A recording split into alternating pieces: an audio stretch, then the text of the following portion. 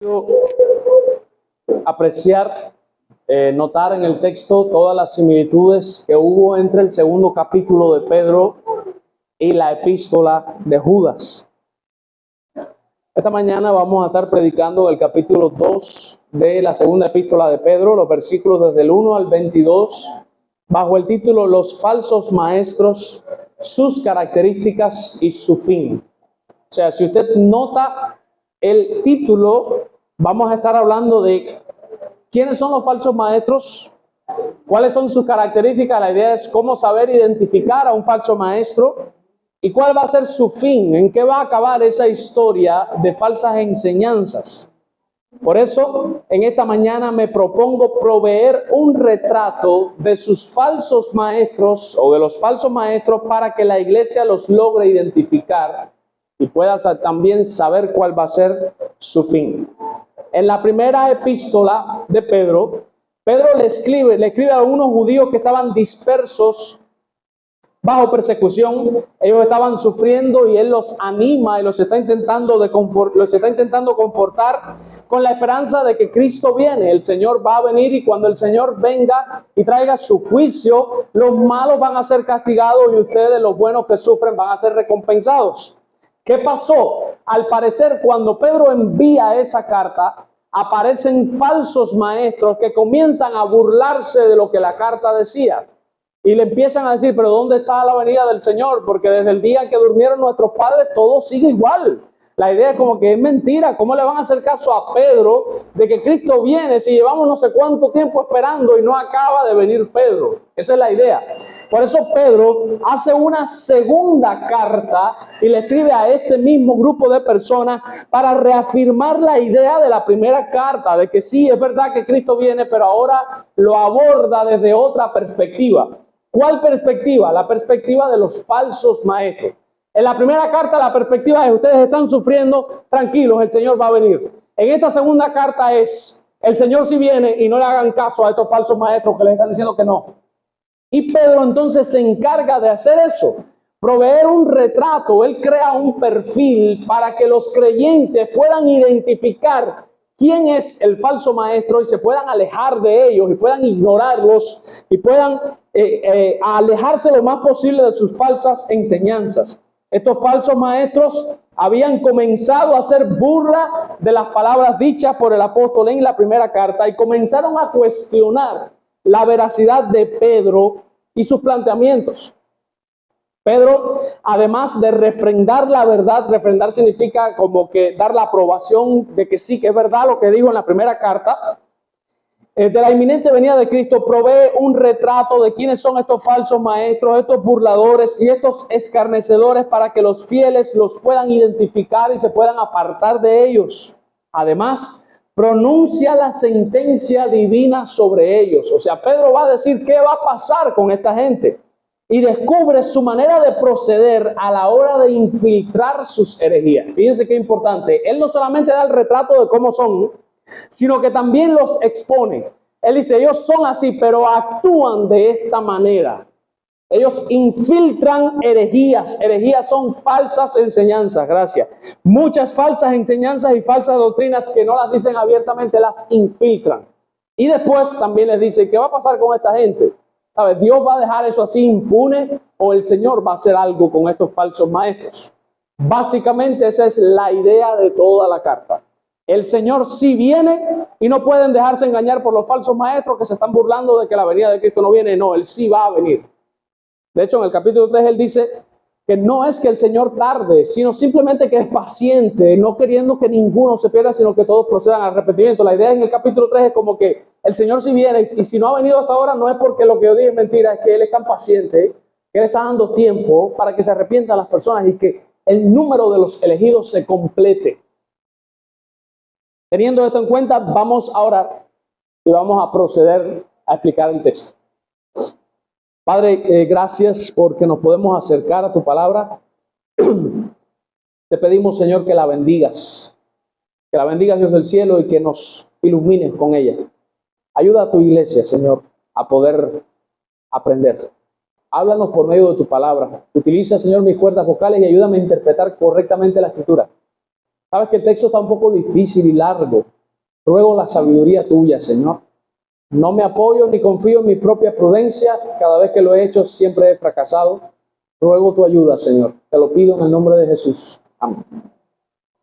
Bueno, hermanos, básicamente voy a estar dividiendo el texto en 3 partes. Esa es mi estructura. En una primera parte vamos a estar viendo la advertencia de que Pedro advierte, valga la redundancia, que estos falsos maestros vienen, o sea, van a estar, eso va a ser prácticamente omnipresente en toda la era de la iglesia. ¿Y cuál es su modus operandi? Modus operandi es una frase en latín que lo que transmite la idea de cómo se conducen ellos, qué hacen. Esa es la primera, su venida y su modus operandi. Y lo vemos del versículo del 1 al 3. La segunda división es que del versículo 4 al 11 vamos a ver cómo se pronuncia el juicio, la sentencia sobre ellos, qué va a pasar con ellos.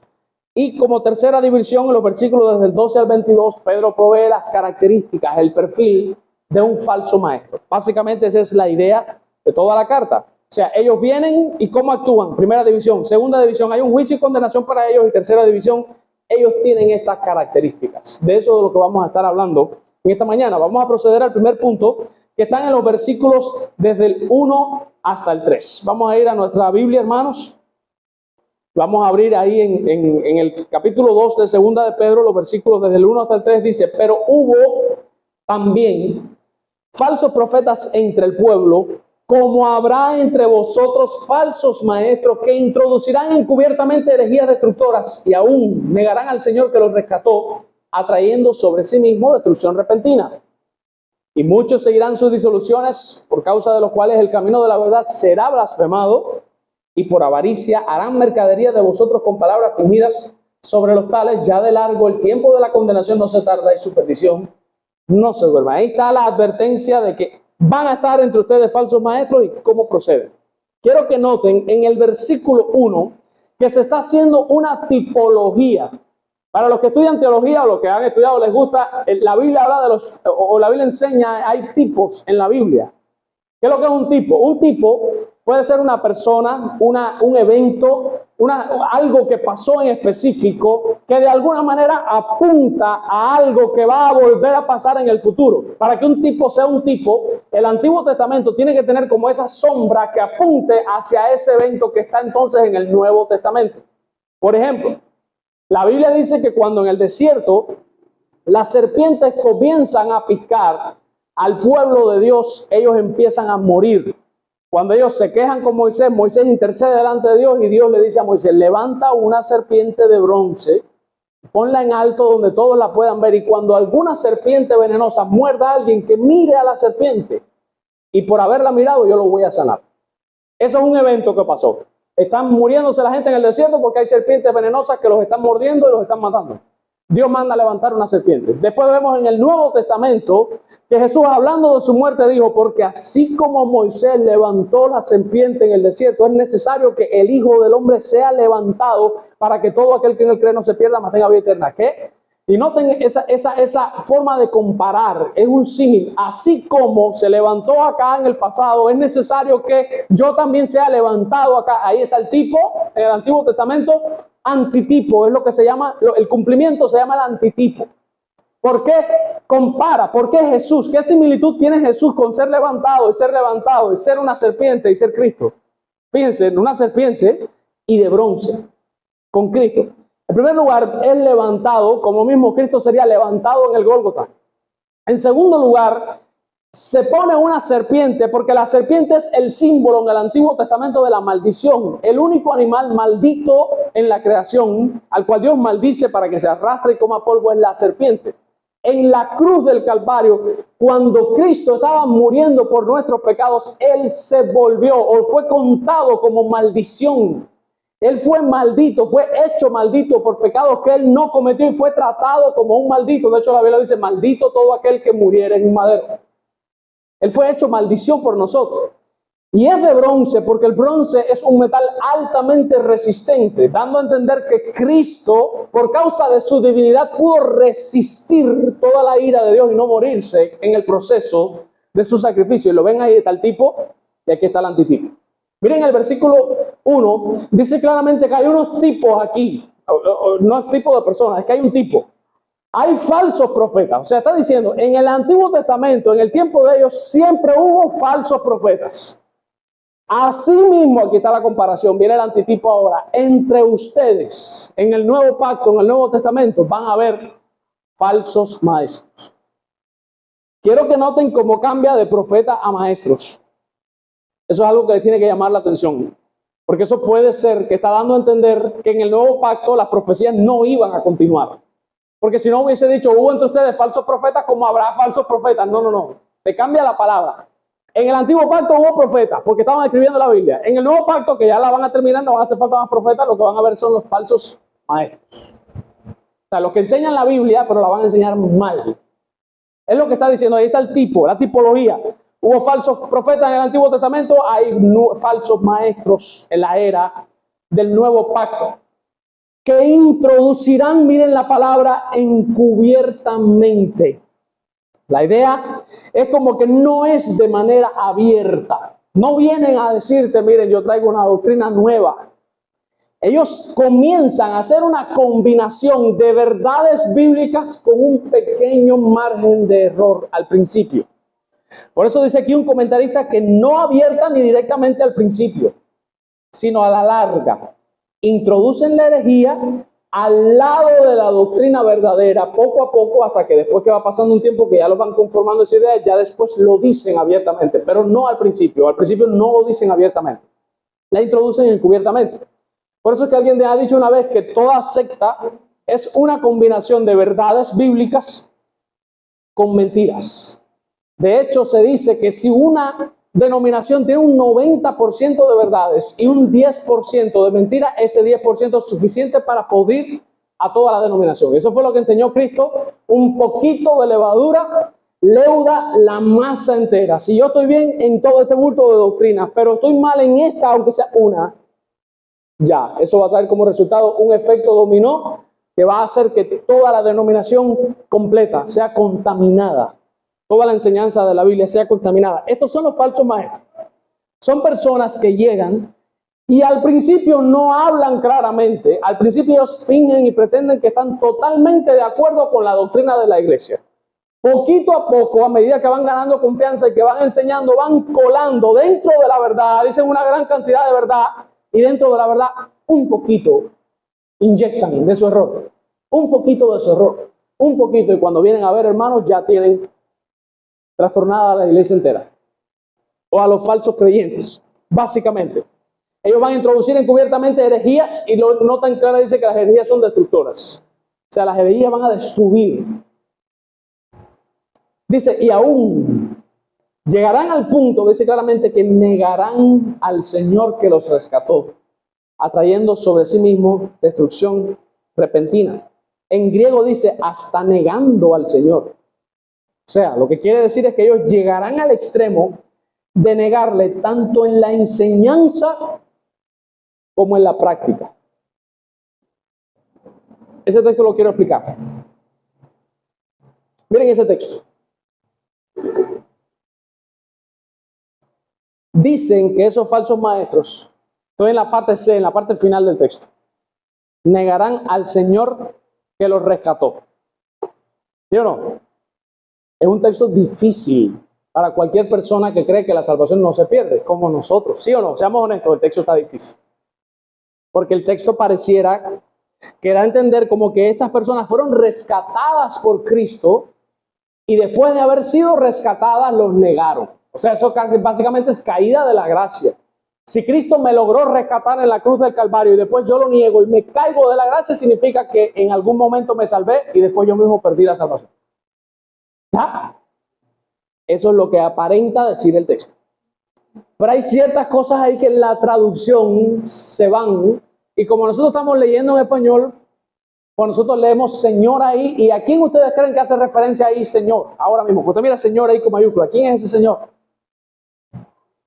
¿Quién? De las tres personas de la Trinidad, ¿quién ustedes creen que sea ese Señor? ¿Quién es el Señor que lo rescató? Todo el mundo diría es Cristo, ¿verdad?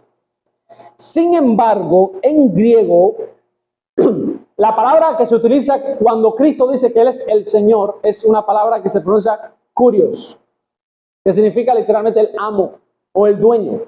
Cuando aquí la Biblia dice que negarán al Señor que los rescató, no dice curios, dice despotes. Despotes. Despotes es una palabra en griego que siempre se ha utilizado no para referirse al Hijo, sino al Padre. O sea, aquí está hablando del Padre, no está hablando de Cristo. Nunca se utiliza la palabra despotes para Cristo. Para decirle Señor a Cristo siempre es curios. El curios. Aquí está diciendo despotes, una palabra utilizada para el Padre, siempre. O sea que no está hablando de que Cristo los rescató para salvación y vida eterna, sino que que el Padre los ha sacado de un contexto malo. Eso lo vamos a ver un poco más adelante, es lo que está dando a entender en el contexto. O sea, ellos van a llegar al punto de que van a negar al propio Padre que en algún momento los apartó a ellos, específicamente del mundo, es de donde lo que está hablando, después lo vamos a ver. Los rescata del mundo. Hermano, déjenme explicarles un poquitico mejor esto para que usted entienda. Miren el versículo 20, el pasaje. En el versículo 20 dice, ciertamente, si habiéndose ellos escapado de las contaminaciones del mundo, por el conocimiento del Salvador, del Señor y Salvador Jesucristo, enredándose otra vez en ellas, son vencidos del postrer estado, vienen a ser peor que el primero. Queda claro en el contexto que ellos escaparon o son sacados por el Padre del mundo. ¿Ok? Eso es importante. Voy a hacerles ahora algunas preguntas que yo quiero que ustedes razonen. Cuando una persona llega a la iglesia y aparentemente se convierte, no está convertido, ¿ya? Eso uno lo sabe después al final, pero al principio no. La persona parece convertida. La persona viene a la iglesia y verdaderamente se despoja de cosas que a Dios no le gustan, porque eso pasa. Pasa un tiempo en la iglesia que puede ser años, y después de años se destapan los escándalos de esa persona que te das cuenta en la trayectoria que nunca tuvo temor de Dios y que siempre ocultó. Tuvo una doble vida donde fingió en la iglesia ser una cosa, pero en la vida real nunca fue eso que parecía estar aquí en la iglesia. Mi pregunta, ¿ustedes creen que esas personas en algún sentido recibieron más gracia que aquellos que están afuera en el mundo perdidos? ¿Sí o no? ¿Y por qué? ¿Por qué sí, Jacqueline? Se les permitió vivir con ustedes la vida de Porque se les permite escuchar y conocer el Evangelio. ¿Por qué más? ¿Quién cree que no? Alguien que me diga que no y que defienda su punto de que no recibieron más gracia. Usted piensa que no, Estela. ¿Por qué no? Verdaderamente nunca estuvieron. O sea, es un punto lógico. La pregunta es ahora, cuando tenemos una duda como esa, hay que hacerse una pregunta introspectiva. Bueno, ¿hay algún texto en la Biblia que me apoye el sí? ¿O hay algún texto en la Biblia que me apoye el no? Y tenemos que buscar. Vamos a ir sin irnos de segunda de Pedro. Vamos a ir a Mateo, capítulo 13, versículo 5, específicamente.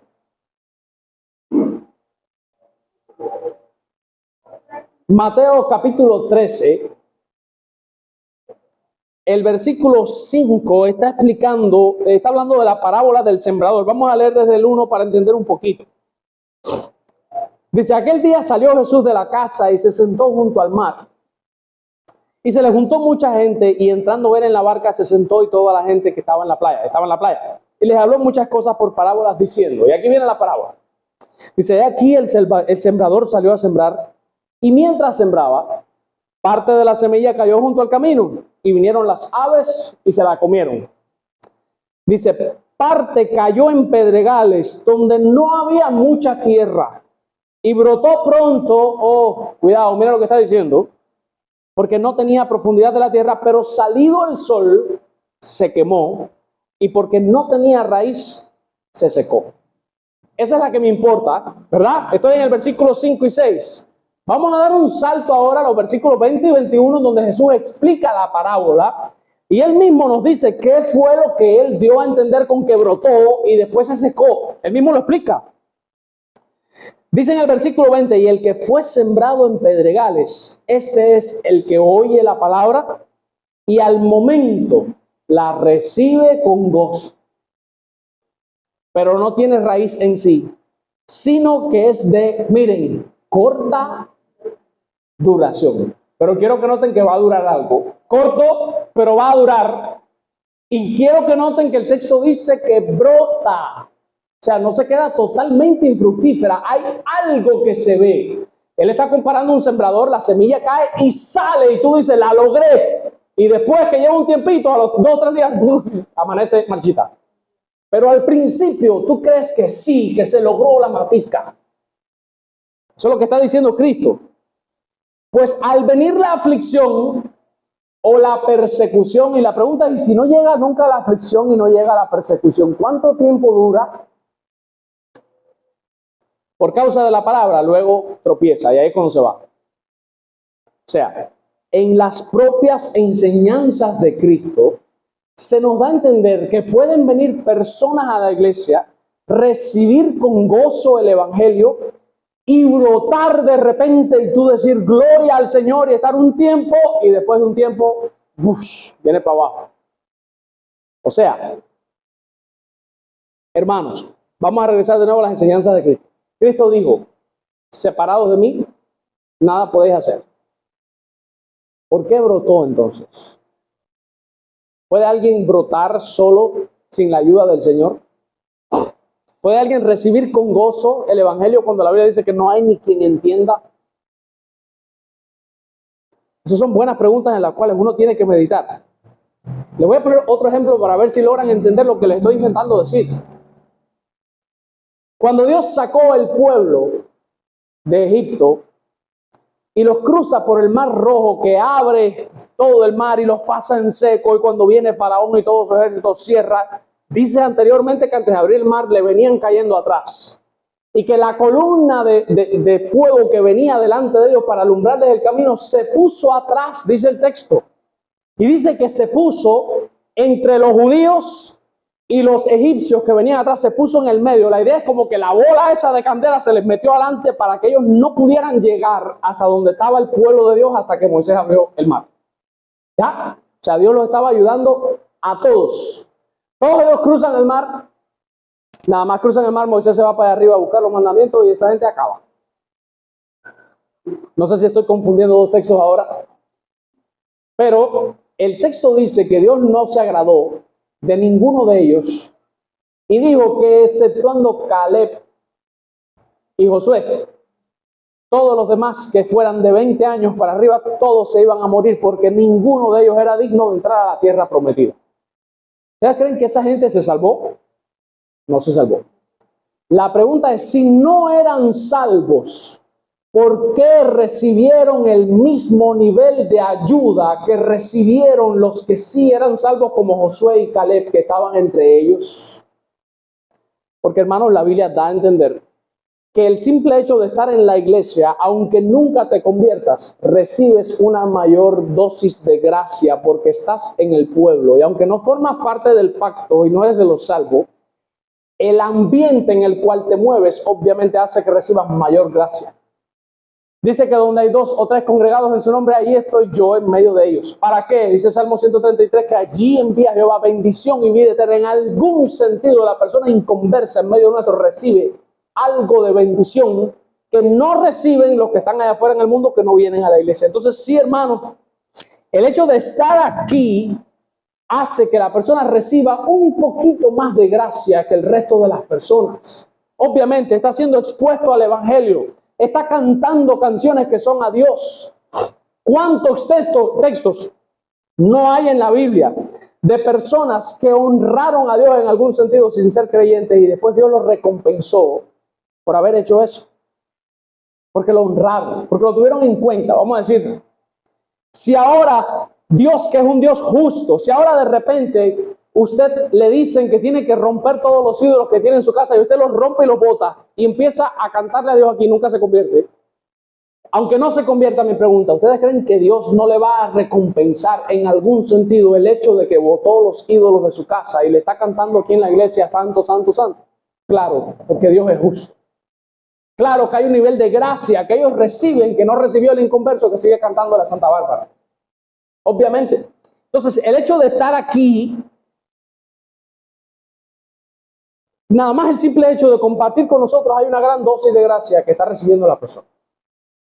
Estos falsos maestros de segunda de Pedro recibieron un cierto grado de gracia que les permitió darse cuenta que había que salir del mundo. Y ellos, de verdad, el texto lo dice, ellos se apartan de las contaminaciones del mundo, dice el texto. Ellos se van porque entienden que no pueden seguir ahí. Hay un cierto grado de iluminación sin salvación, fíjense, pero ellos entienden eso y se apartan. Y cuando el texto dice que ellos niegan al Señor que los rescató, el Señor que los sacó de ese mundo, al Padre, porque dice despotes ahí. Dice que luego de extraviarse, ellos comienzan a introducir poquito a poco herejías destructoras, llegan hasta negar al Padre que los sacó. La idea de negarse ahí es como que llegan a hacerle afrenta. Yo no sé si usted sabe lo que es hacer afrenta. Hacer afrenta, por ejemplo, lo que dice Paul Washer. Paul Washer dice que en el día del juicio, el sol, la luna, las estrellas y el mar van a testificar contra todos los incrédulos. Porque dice que Dios le dijo al sol, ponte ahí, de ahí no te muevas. Y le dijo a las estrellas, pónganse, alumbren, y todas alumbran. Y le dijo al planeta, muévete alrededor del sol, y el planeta todos los días se sigue moviendo y sigue girando. Y le dijo al mar, cuando Jesús estaba en el bote, que había tempestad, calla, enmudece, y el mar dice, calla, enmudece. Y viene ahora y le dice al hombre, arrepiéntete y cree, y el hombre le dice, no. Yo quiero vivir mi vida. Entonces, por eso dice que en el día del juicio, el sol, la luna y las estrellas van a testificar contra todos los inconversos, porque Dios les mandó a ellos obedecieron y vienen estos de acá. Y se rehúsan, se le niegan al Señor, y esa es la idea. Ellos niegan al Señor en el sentido de que no voy a hacer lo que me estás pidiendo. Niegan al Padre que los había sacado del mundo, que les dio un cierto grado de gracia. Ellos lo están negando, le están haciendo afrenta, se le están resistiendo a la voluntad del Padre. Y comienzan a introducir herejías destructoras dentro de la iglesia. Viene un segundo grupo, estos son los falsos maestros, viene el segundo grupo ahora. Y muchos seguirán sus disoluciones. Miren la advertencia no es solamente que viene el falso maestro, la advertencia también es que dentro del bulto de los cristianos que están en la iglesia, muchas de esa gente cuando aparezca el falso maestro le van a hacer caso al falso maestro y se van a ir con el falso maestro y su disolución. La palabra disolución tiene que ver con división, tiene que ver con problemas en la iglesia. Esta gente crea problemas en la iglesia y muchos de los que dicen ser creyentes y dicen que están en la verdad siguen las disoluciones de los falsos maestros. Por causa de los cuales, miren el resultado de esto. El camino de la verdad será blasfemado. Que quede claro. Los falsos maestros blasfeman el camino de la verdad y por culpa de ellos mucha gente blasfema el camino de la verdad y por eso en el día del juicio recibirán mayor condenación. Dice en el versículo 3 que ya comienza un poco a dar un poco de las características y del modus operandi de ellos. Una de las características principales de un falso maestro es que por avaricia, dinero, hacen mercadería de ustedes con palabras, mírenlo ahí, fingidas.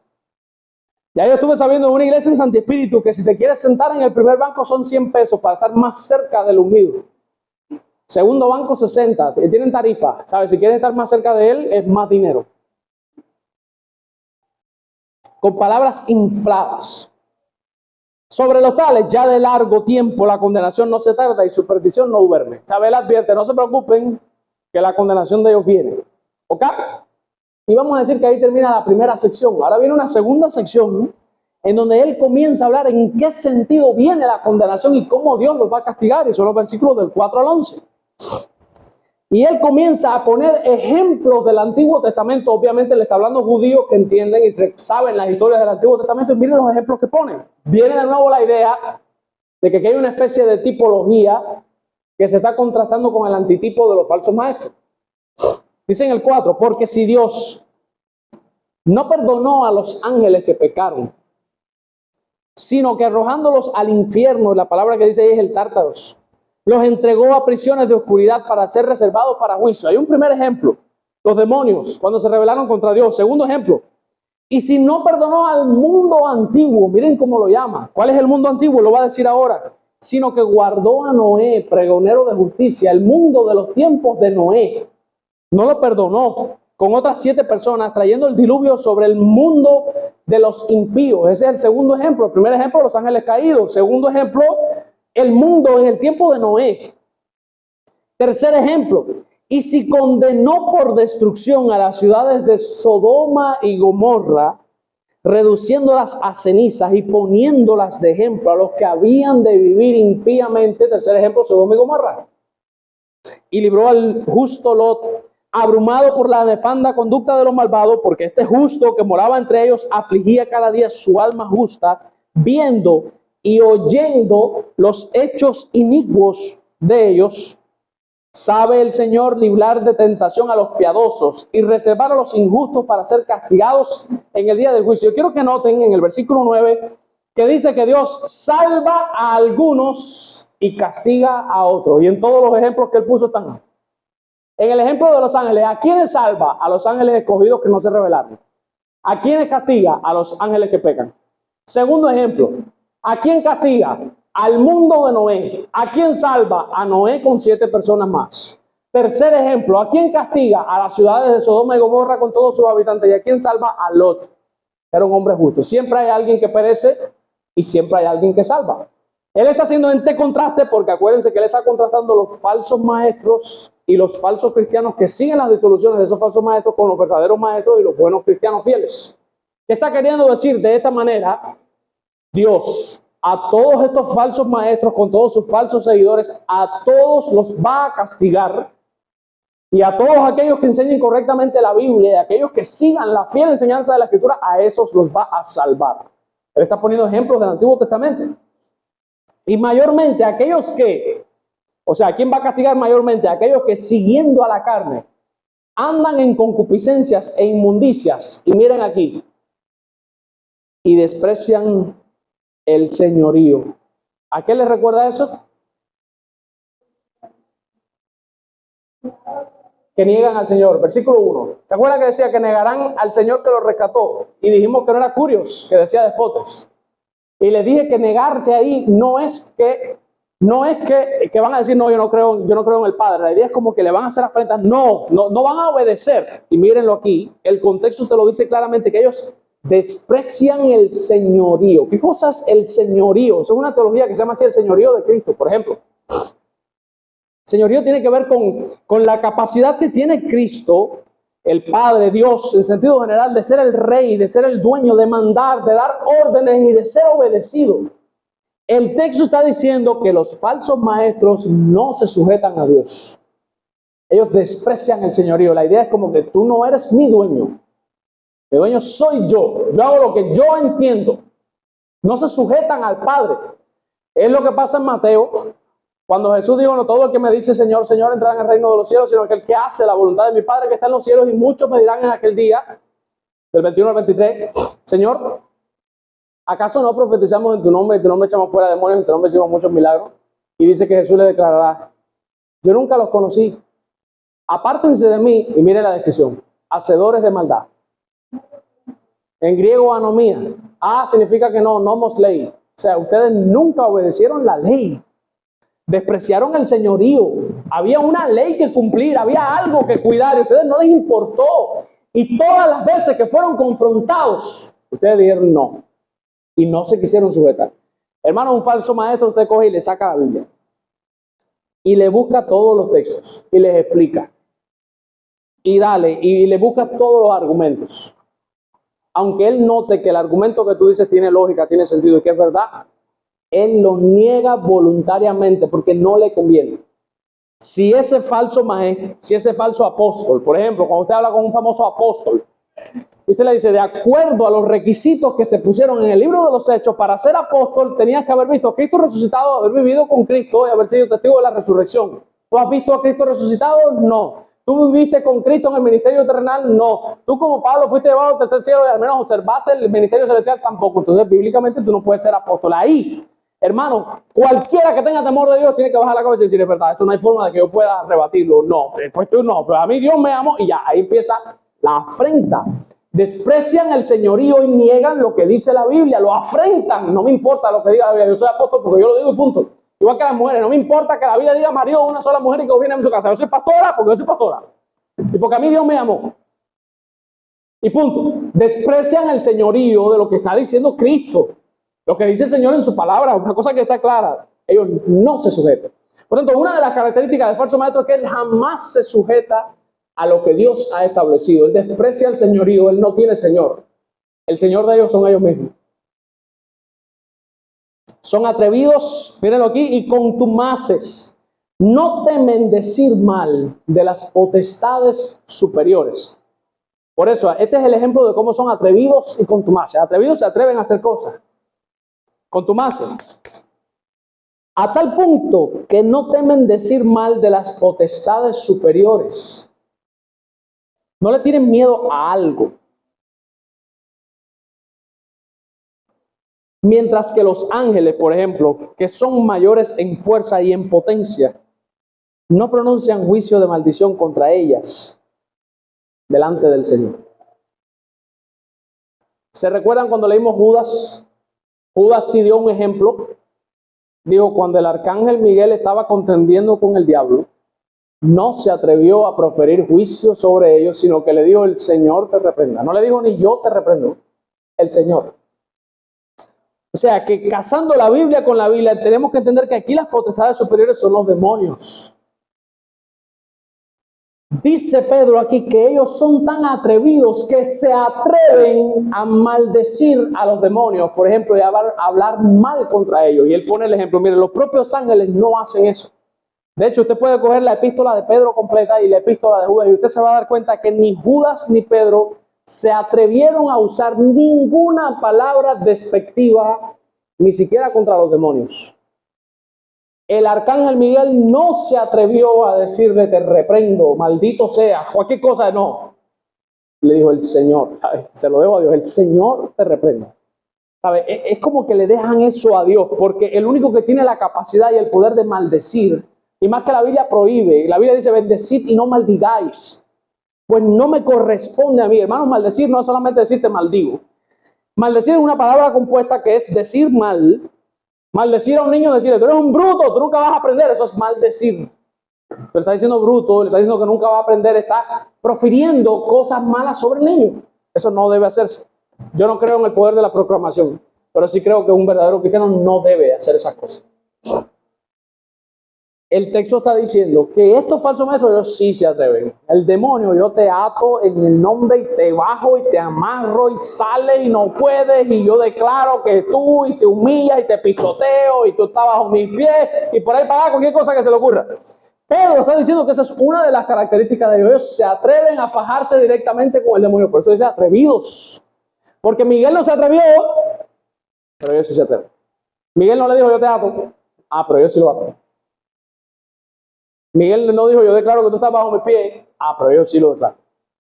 Ellos son atrevidos y son contumaces y blasfeman contra las potestades superiores, a pesar de que en la Biblia los propios autores de la Escritura nunca se atrevieron a proferir maldición contra ninguno de ellos, sino que más bien han dejado eso a Dios, para que sea Dios el que traiga la maldición que Él tiene destinada para esos seres angelicales que se han rebelado contra Él. Y aquí viene... Miren una cita de un señor que se llama Carballosa. Perdón, voy a decir una cita mía. Dice, ni los ángeles de Dios, ni Pedro, ni Judas se atrevieron a utilizar términos despectivos contra los demonios. Sin embargo, los falsos maestros sí lo hacen. De hecho, es una de sus principales características, ya que la descripción general que hace Pedro de ellos es que son inmorales e irreverentes. Miren la palabra, irreverentes. Reverencia significa respeto, son irrespetuosos, faltan al respeto. Es normal en ellos. En el versículo 12 tenemos un pero. Un pero es un conector que hace un contraste de ideas.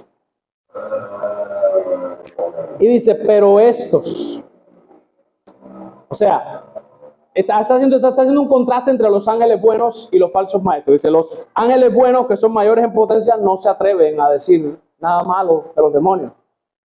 Pero lo contrario, pero estos, los falsos maestros, hablando mal de cosas que no entienden, como animales irracionales, y ahora comienza a dar una serie de características de un falso maestro. Miren en el versículo 12, vamos a ir rápido. Número 1, hablan de cosas que no entienden. Eso es una de sus características. Son indoctos. Docto estudiado, no son estudiados. Que les quede claro. Como diríamos en un buen cubano, son unos ñames. No saben dónde están parados en la escritura. Ellos hablan de cosas que ellos ni entienden, ni saben, ni las han estudiado, ni nada por el estilo. Ellos hablan de cosas que no entienden. Versículo 13, ellos gozan de deleites cada día. En griego puede ser traducido a plena luz del día. La idea es como que ni se esconden para hacer las cosas malas que hacen. Y es lo que parece dar a entender el mismo versículo al final cuando dice, quienes aún mientras comen con vosotros se recrean en sus errores. O sea, ellos no tienen miedo. Tú le puedes decir esto mismo, que esto de que hablar mal contra los demonios, que eso no debe ser. Y ellos aquí mismo, delante de ti, delante de quien sea, delante como si estuvieran haciendo lo mejor del mundo, lo hacen. No tienen miedo. A plena luz del día, ellos no se esconden. Versículo 14. Son adúlteros y seducen a los inconstantes y son codiciosos. Hay tres características ahí. Tienen los ojos llenos de adulterio. La idea es como que sus miradas cargadas de adulterio, codiciando constantemente. Ellos no se sacian de pecar. Miren, aquí seducen. Y la pregunta es, ¿a quiénes seducen los falsos maestros? El texto responde, a las almas inconstantes. Las personas que no están firmes en la fe son más fáciles de desviar. El que falta mucho en la iglesia, el que no sabe, no ha estudiado de la Biblia, el que no entiende ciertas doctrinas porque no le ha dedicado tiempo a entender. Esos son presas fáciles de un falso maestro. Son más débiles. Son más fáciles de seducir y de engañar. Ellos siempre andan buscando cuáles son esas almas inconstantes. Hermano, que les quede claro, llegan a la iglesia y ellos miran y dicen claramente, con fulano ahí no ni atreverme, pero fulano sí, si Clanejo sí y si Clanejo no. Ellos saben con quién pueden y con quién no. Cuando ellos detectan esa alma inconstante, el próximo paso es pegárseles, hacerse amigos de esa persona. Y después que se hacen amigos, poquito a poco, empiezan a inyectar de su doctrina hasta que lo logran convencer, ya ese es uno. Después ellos dos van a buscar a más inconstantes y así continúa el ciclo hasta cuando vienen a ver media iglesia está contaminada con la falsa doctrina. Seducen a las almas inconstantes y dice que tienen el corazón habituado a la codicia. Ojo, alarma. Una de las características más grandes que presentan todos los libros del Nuevo Testamento sobre el falso maestro es que le gusta el dinero. Les encanta el dinero. Ellos son fanáticos, ellos no pueden con eso. Eso es muy importante para ellos. Por eso es que usted ve que el movimiento de la prosperidad no es conservador. Sean honestos, ¿cuándo usted ha visto una iglesia conservadora que cante himnos y que enseñe? Que hay que sembrar. Ninguna. Todas las iglesias que predican el evangelio de la prosperidad, todas son carismáticas. Todos los falsos maestros mayormente, generalmente 90 y pico % son carismáticos. Ahí donde está, son fanáticos del dinero. Dice en el versículo 15, otra de sus características es que se han desviado del camino recto. Dicen claramente, han dejado el camino. Noten que no dice que dejaron a Dios. Nunca tuvieron a Dios realmente, dejaron el camino. Lo cual significa que en algún momento transitaron por el camino correcto. En algún momento enseñaron bien. En algún momento fueron instruidos de cómo eran las cosas, pero después se fueron desviando de esa verdad. Noten en el versículo 17, y esta me encantó. Esta también la usa Judas. Dice que son fuentes sin aguas y nubes empujadas por la tormenta. ¿Qué quiso decir Pedro con eso? Son fuentes sin aguas y nubes empujadas por tormenta. Les voy a dar una ilustración para que usted vea lo que quiso decir Pedro con eso. Imagínese ahora que usted está en su casa y usted está tendiendo la ropa porque lavó.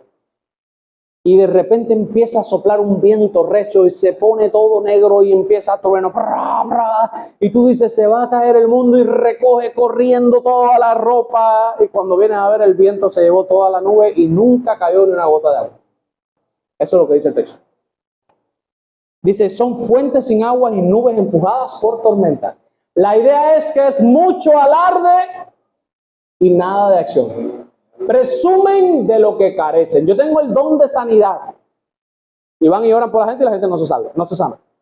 Pero no, ellos dicen que tienen el don de sanidad. Dairon profetizó que en un año estaba de vuelta. Ya la tercera tiene otro pastor. Yo no sé, ya se cumplió el año que se fue. Entonces yo dije, voy a esperar al año para bíblicamente tener la excusa perfecta para decirle, mira, la Biblia dice que si no se cumple la profecía es un falso profeta. Si pasa más de un año y tú no has virado, como tú dijiste que Dios te había dicho que ibas a regresar en un año, la Biblia me da permiso a mí para yo decir contra ti que usted es un falso profeta. Estoy esperando el año. Cuando se acuerden la fecha en que se fue, por favor recuérdenmela, para después hacer un video y sacarlo en todas las redes sociales, que pasó un año ya. ¿Ok? Versículo 19.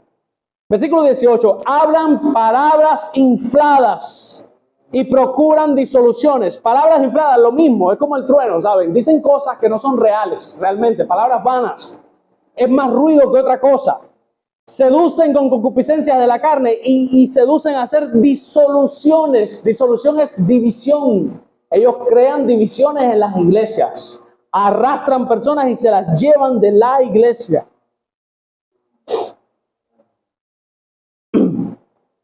Dicen el 19 que ellos prometen siempre libertad, pero que les quede claro, ellos no son libres, ellos son corruptos, esclavos de la corrupción.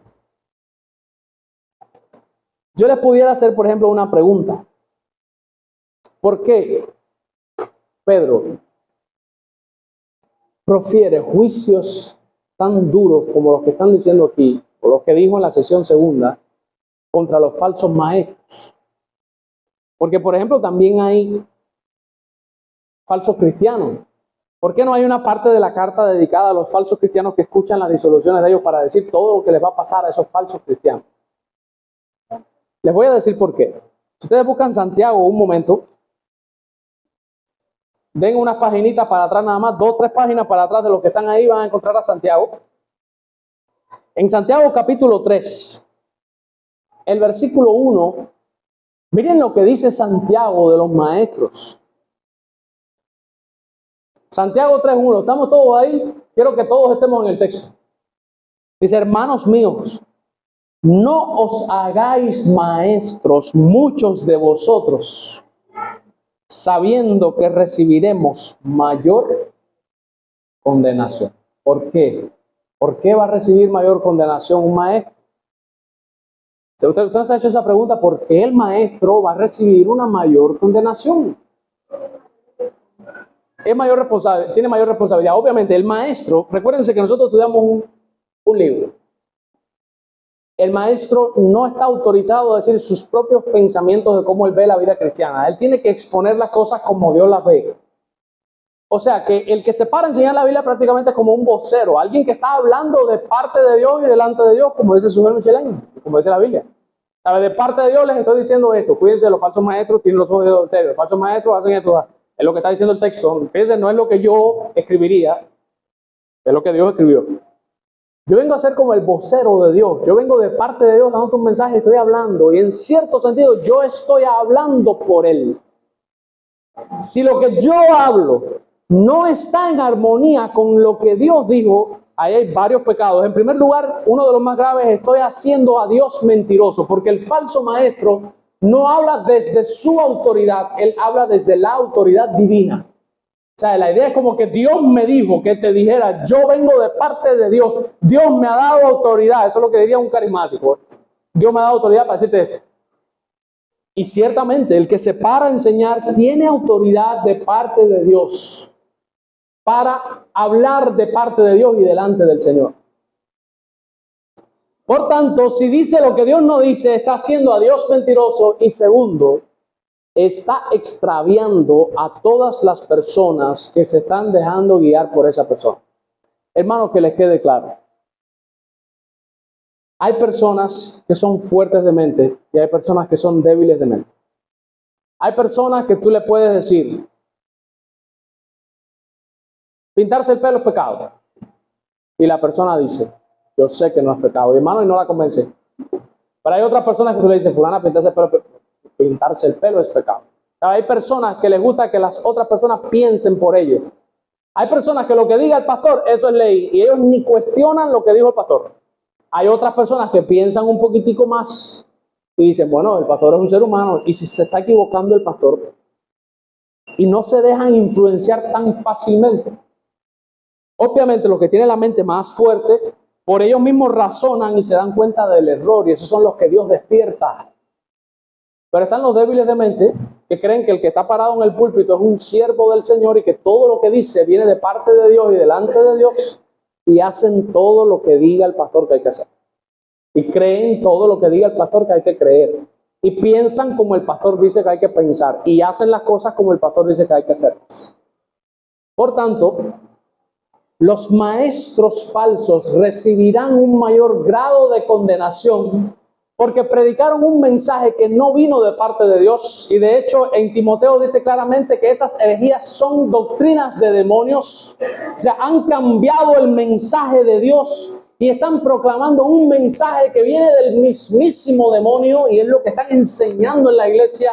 Doctrinas que los propios demonios les enseñan a ellos inductivamente o directamente si están endemoniados.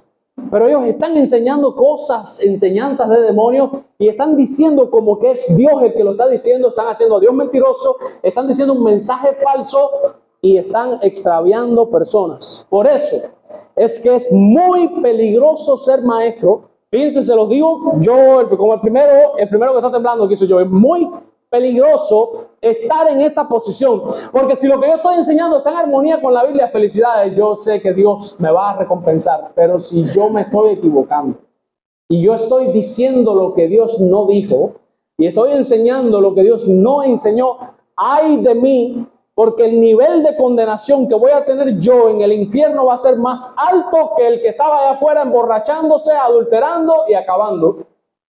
Porque en mis hombros estaba la carga de hablar como vocero del Señor y enseñar lo que Dios enseña y decir lo que Dios dijo. Por tanto, cuídense mucho todos aquellos que enseñan, cuidémonos muchísimo, porque los maestros recibiremos mayor condenación si no enseñamos las cosas como son.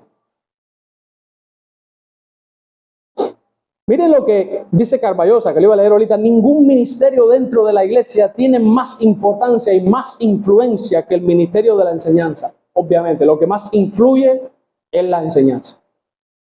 Es por eso que el maestro está sujeto a un veredicto más severo. Al que más se le da, más se le demandará. Muchísimo cuidado con ello. Y por último, voy a responder una pregunta. ¿Se pierde la salvación de acuerdo a estos textos? Yo les voy a demostrar que no, leyendo los versículos 20 y 21, casándolos con el 1 y después con el 22. Fíjense, voy a leer 20 y 21, 1 y 22. Dice el 20 y el 21. Ciertamente, si habiéndose ellos escapado de las contaminaciones del mundo por el conocimiento del Señor y Salvador Jesucristo, enredándose otra vez en ellas, son vencidos, su postrer estado viene a ser peor que el primero. Quiero que noten que ellos escapan del mundo. Es de donde dice que salen. Ellos salieron apartados del mundo, que quede claro eso. Versículo 21. Porque mejor les hubiera sido no haber conocido el camino de la justicia. No dice que conocieron a Cristo, que le quede claro. El texto no dice que ellos conocieron a Cristo. El texto dice que ellos conocieron el camino de la justicia. ¿Ya? Usted puede conocer personas que usted sabe que se van a perder, que se fueron para el infierno, y tú dices, fulana, fulano, quien sea, conoció el camino de la justicia. Usted sabe que lo conoció, pero tú sabes que no se salvó, pero sí conoció el camino de la justicia. Por ejemplo, Satanás mismo conoce el camino de la justicia. Él sabe cómo se salva una persona, él sabe cuál es la verdad, él sabe cuál es el error, él sabe distinguir entre lo verdadero y lo falso, él sabe todo eso. Sin embargo, que él conoce y conoció porque vivió en algún momento en el camino de la justicia, él no es salvo. De hecho, nunca lo fue. dice que después de haber conocido ese camino de justicia, volverse atrás del santo mandamiento que les fue dado. De nuevo la idea de que afrentan a Dios, no se sujetan al señorío de Dios. Hay un mandamiento y ellos no se quieren sujetar a ese mandamiento. Leí 20 y 21. Vamos a leer ahora el 1. Pero hubo también falsos profetas entre el pueblo, como habrá entre vosotros falsos maestros, que introducirán encubiertamente herejías destructoras y aún negarán al Señor que los rescató. ¿Ok? ¿A quién negarán? Al Padre. Despotes, viene ahí, no viene curios. Al Señor que los rescató ¿de qué? De acuerdo al contexto del mundo, los sacó del mundo. ¿Y qué es que lo niegan? Que le hacen afrenta, que no quieren sujetarse al mandamiento de Dios, al santo mandamiento.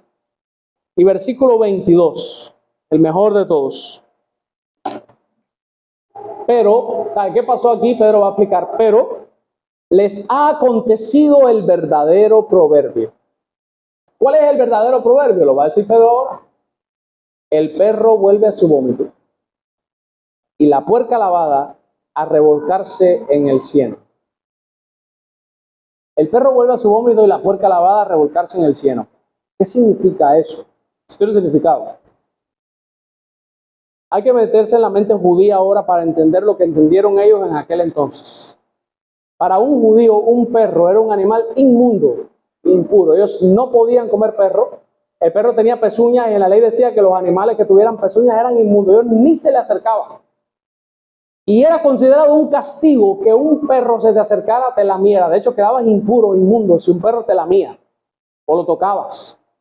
Cuando Dios profirió juicio contra Jezabel, ¿qué fue lo que le dijo el profeta? Te vas a morir y los perros van a lamer la sangre tuya. ¿Por qué los perros? Porque el perro es un animal muy impuro. La idea es que te voy a dar una muerte horrible y una muerte vergonzosa. Va a quedar en evidencia de que tú fuiste una inmunda. ¿Por qué? Porque te voy a poner un perro a que se coma las carnes. Dice que la descueraron, se comieron a Jezabel los perros y lamieron la sangre de ella en el piso. Los perros, eso no está ahí por gusto. ¿Por qué en la parábola de rico y Lázaro, Lázaro es un hombre despreciado por el rico? Porque Lázaro los perros le lamían los pies, estaba impuro todo el tiempo. Y un cerdo, una puerca. Los cerdos eran animales impuros también. Los judíos no comían cerdo. Para nada, porque también tiene pezuña. Era un animal impuro, inmundo. ¿Dónde cayó el hijo pródigo después que desgastó todos sus bienes? La idea de poner lo que él alimentaba cerdo, la idea es dar a entender como que él cayó en el estado más bajo que puede caer un judío, darle comida a un puerco. Un judío es como decir, me pasó lo peor que le puede pasar a un ser humano. Para un judío, darle comida a un animal tan despreciable para ellos, eso era caer en lo más bajo que se podía caer. Y por eso que dice, volviendo en sí, el hombre reflexionó, porque llegó hasta el fondo. Tocó fondo el hombre. El perro y el cerdo, los dos, eran animales inmundos. ¿Qué está diciendo el texto? Que estos falsos maestros siempre fueron inmundos. Y ahí es donde lo dice claramente, nunca se salvaron. No fue que perdieron la salvación, no fue que el Señor los rescató y después ellos miraron para atrás. Siempre fueron perros. Siempre fue un cerdo. Y por eso dice, les aconteció el proverbio. Tú eres un perro, hijo. Es como decir, mono que se viste de seda, mono se queda. Tú eres un perro. Tu instinto de perro te va a hacer regresar al vómito. Así como el instinto de la puerca. Y todos los que tienen puerco, tú la bañas, Fabio. Y ahí mismo, acabadita de bañar, se vuelve a revolcar porque es fanática de estar cochina. Porque es una puerca. Lo lleva intrínseco en su ADN, esa es su forma de ser. ¿Qué es lo que está diciendo Pedro? Claro, estos falsos maestros regresaron al error, porque ellos mismos, esa es su esencia, ese es su ADN, ellos son estrellas errantes, ellos son nubes vacías que no tienen agua, ellos truenan, pero no cae la lluvia, es mentira todo. Son palabras infladas, adulan. ¿Saben lo que es adular? Babosear. Dicen Judas que adulan a la gente. Adulan a la gente para que se vuelvan sus esclavos, les babosean. Eso es lo que está diciendo, siempre fueron perros y siempre fueron cerdos. O sea que ahí nunca se habla de que ellos perdieron la salvación. Aquí se habla de perros y cerdos que entraron a la iglesia, recibieron más gracia que los que están afuera. Y esa gracia les ayudó a ver que salieran del mundo porque el mundo era malo. Durante algún tiempo caminaron en el camino de justicia, dando a entender como que en cierto sentido brotaron como la parábola, dieron al parecer apariencia de que sí, que estaban creciendo, pero después como eran perros y eran cerdos, regresaron al vómito y regresaron a la inmundicia, a churre. Regresaron ahí porque era lo que era. Nunca se convirtieron. ¿Qué podemos aprender de este texto? Podemos aprender que los falsos maestros son un peligro para la iglesia y por eso Dios ha provisto en su palabra un perfil en el cual ellos van a encajar siempre. Y de esa manera facilitar a los creyentes los medios por los cuales ellos de manera certera van a poder identificar a esos falsos maestros y apartarse de ellos. Pedro nos enseña en sentido general, y escuchen esta frase que me gustó, no es mía, que los falsos maestros, aquí viene una descripción muy general y es lo que quiero que se les quede para que lo sepan identificar, son corruptos en lo sexual y anárquicos en lo espiritual. Miren, corruptos en el área sexual, anárquicos en el área espiritual. Voy a explicar. En el área sexual son depravados, tienen los ojos llenos de adulterio, fornican, acaban por detrás. Y en el área espiritual son anárquicos. ¿Qué cosa es una anarquía? Una anarquía es cuando, por ejemplo, una nación no tiene presidente, como pasaba en el libro de los jueces, y cada uno hacía lo que bien le parecía. No hay nadie que ponga orden, no hay policía, no hay ley, no hay regulaciones y no hay restricciones. Lo que hay es una anarquía. Todo el mundo hace, te mato y no pasa nada porque no hay un tribunal que me castigue por haberte matado. Hago lo que sea y no pasa nada. Eso es anarquía. Ellos en el área sexual, muy pervertidos. Y en el área espiritual, no, ellos no tienen dueño. Ellos no se sujetan a la Biblia, son anárquicos, no hay ley para ellos.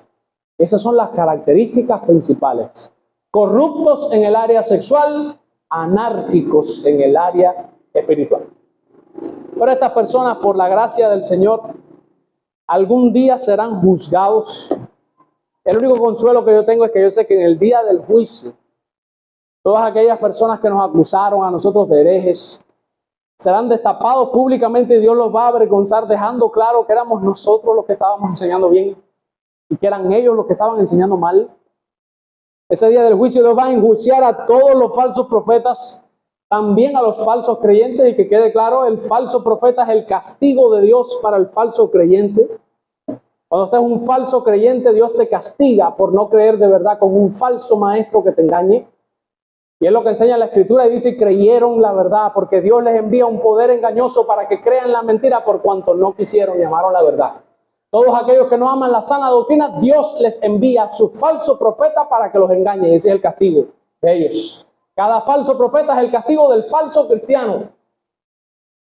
El Señor los va a enjuiciar a los dos. Ahora los falsos profetas recibirán mayor condenación porque extraviaron a mucha gente. Pero aquellos que permanezcamos fieles en el día del juicio oiremos la voz del Señor, no solamente los maestros, sino también los que se dejaron guiar por el camino recto. Buen siervo, buena sierva fiel. En lo poco fuiste fiel, en lo mucho te pondré, ven y entra en el gozo de tu Señor. Esta historia termina en un juicio. Como dice Sujel Michelén, si esta historia no terminara en un juicio, sería una historia de muy mal gusto, porque han ocurrido muchas injusticias que es necesario que Dios ponga en orden y haga justicia sobre muchas cosas malas que han pasado. Eso es una verdad que nos alienta, pero al mismo tiempo nos tiene que hacer temblar. Esta historia termina en un juicio. Eso significa que tú y yo, todos, vamos a ser enjuiciados algún día al final de la historia, y ahí tendremos que dar cuenta de cada uno de nosotros delante de Dios. La única alternativa y vía de escape que tiene toda persona para salir ileso de ese juicio es que deposite toda su confianza en Jesús y le pida a Jesús que perdone sus pecados y que aplique su salvación a Él y que tome a Jesús como su abogado y se ponga a Cristo delante en el día del juicio para que Dios, habiendo castigado a Cristo en la cruz, no te castigue a ti. La única manera que tú tienes de que Dios el castigo tuyo se lo lance a Cristo es que tú creas que Jesús es el Hijo de Dios, Dios mismo encarnado, que cumplió la ley que tú no puedes cumplir y que nunca vas a poder cumplir, y que es la única salida que tienes para librarte de la ira de Dios. Eso es lo primero, que creas que eres Dios encarnado y que murió por tus pecados en la cruz del Calvario. De manera personal, piensa en todos tus pecados, murió por cada uno de ellos.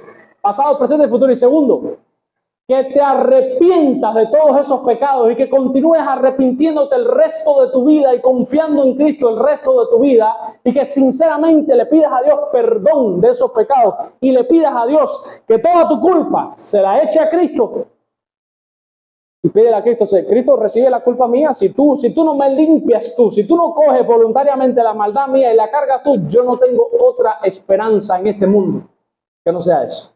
Tirarte de rodillas, implorarle a Dios que a Él tenga bien, que Cristo coja toda la maldad tuya y Él diga, no te preocupes, Junior, tu problema, déjamelo a mí, es mi culpa. Y que tú por la fe creas que sí, que todo el que viene a Él no le echa fuera, que si tú sinceramente vienes a Él pidiendo perdón de verdad de corazón y pidiendo ayuda para ese día del juicio, Él de verdad te va a perdonar. Es necesario que crea que le hay y que es galardonador de los que le buscan, dice la Escritura. Cree en Cristo y arrepiéntete de tu pecado para que salgas ileso en el día del juicio. De lo contrario, solo habrá para cada uno de los que no hagan eso una horrenda expectación de juicio y desafortunadamente, si no te arrepientes y crees a tiempo, en el día del juicio vas a estar del lado izquierdo junto con estos mismos falsos maestros de los cuales estuvimos hablando. ¿De qué lado tú vas a estar? Vamos a orar. Señor, rogamos en el nombre de tu Hijo que nos dé el poder de obedecer tu palabra por medio de tu Espíritu.